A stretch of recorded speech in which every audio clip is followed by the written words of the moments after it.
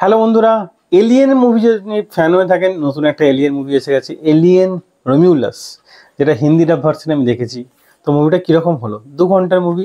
মানে প্রথমটা character build up করতে আপনার একটু সময় লাগতে পারে, কিন্তু সেকেন্ড হাফ খুবই এঙ্গেজিং, আপনি চোখ সরাতে পারবেন না স্ক্রিন থেকে। এবার মুভি স্টোরি নিয়ে একটু কথা বলি।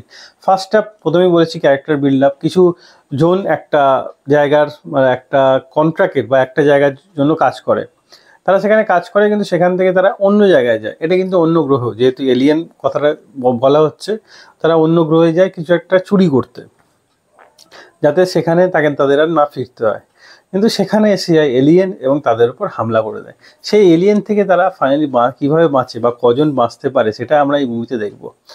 এরকম কনসেপ্টের মুভি আপনি প্রথম দেখছেন এমন নয়, এরকম আগেও অনেক এরকম কনসেপ্টের মুভি দেখেছেন। এটা তাহলে ইউনিক কি? ইউনিক হচ্ছে এলিয়েনটাকে ইউনিক দেখানো হয়।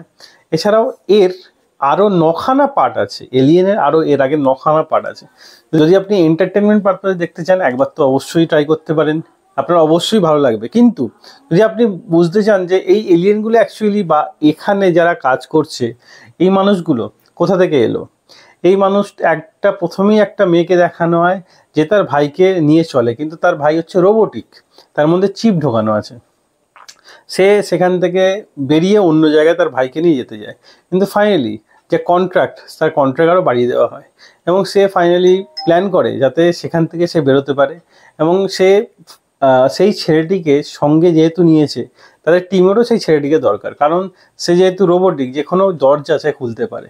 দরজার খেলাই এখানে দেখানো হয় বন্ধুরা, যেটা এলিয়েন মুভিতে খুব ভালো।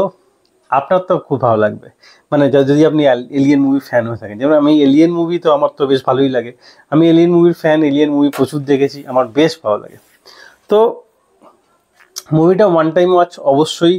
আর প্রতিটা ক্যারেক্টার অভিনয় নিয়ে কোনো কথা হবে না, হলিউড মুভি, আমি হিন্দিটা ভার্সনে দেখেছি। আর এলিয়েনগুলো মুখের মধ্যে এরকম এসে চিপকে যাচ্ছে, চিপকে যাওয়ার পর কী হচ্ছে চিন্তার বাইরে, মানে জাস্ট আনবিলিভেবল ঘটনা ঘটছে।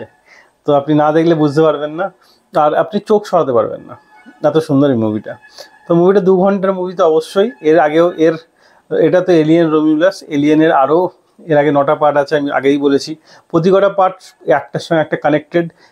প্রথম যে এলিয়েন এসছিল মুভিটা, সেই মুভিটা ছিল 1979-এ। মানে ভাবুন কত, এটা আজকের কনসেপ্ট না, কত বছর আগের কনসেপ্ট যে এলিয়েন পৃথিবীতে আসতে পারে, সেটা বা পৃথিবীতে আছে, সেটা কত বছর আগের কনসেপ্ট।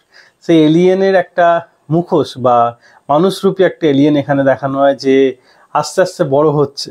এরকম আমরা আগেও দেখেছি যদিও এলিয়েন মুভি, তো এখানেও নতুন কিছু না, কিন্তু হ্যাঁ খুব সুন্দর প্রেজেন্টেশন, খুব সুন্দর।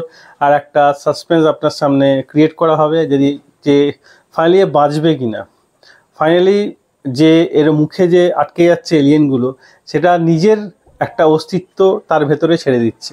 আটকে যাওয়ার পর তার বাঁচাটা অসম্ভব হয়ে যাচ্ছে, বা তারা কিছু সেই যে এলিয়েনগুলো আছে, তারা কিছু মানুষকে নিয়ে চলে যাচ্ছে, তাদের ডিএনএর সঙ্গে নিজেকে কানেক্ট করে নিচ্ছে। যেটা সত্যি মানে অ্যাজ এ কনসেপ্ট হিসাবে বেশ ভালো লেগেছে, খারাপ একদমই না। আমি এই মুভিকে দিলাম 3.5 out of 5 স্টার।